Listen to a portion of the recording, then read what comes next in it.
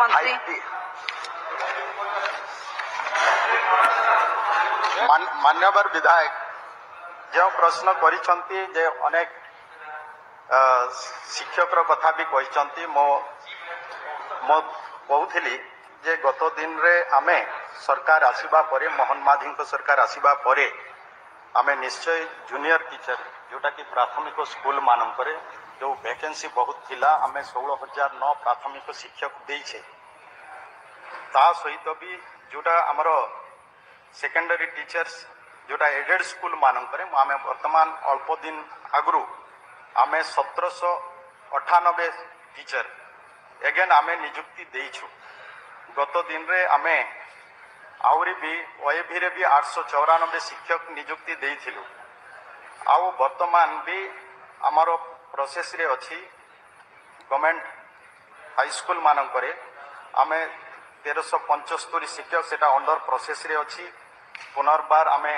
under process रे 1061 teacher PGT teacher aided school रे देवार भी अछि एमती अनेक आमे आगामी दिन रे भी शिक्षक नियुक्ति दबु पर्यायक्रमे धीरे धीरे जमती कि वर्तमान आमे शिक्षक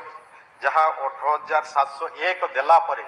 जेतकी वैकेंसी थिला किछि मात्रा वर्तमान फिलअप हेछि आगामी दिन रे भी देबा पाई भी आमे योजना करूछु आउ मान्यवर विधायक आउ भी कथा कहूथिले कि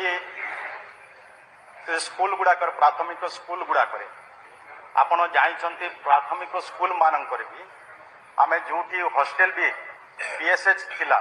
ताइरे भी आमे हॉस्टल 2 कोटी टंकार हॉस्टल बिल्डिंग गोटे गोटे पीएसएच मानकर भी वर्तमान आमे करबा को जाउछु प्राय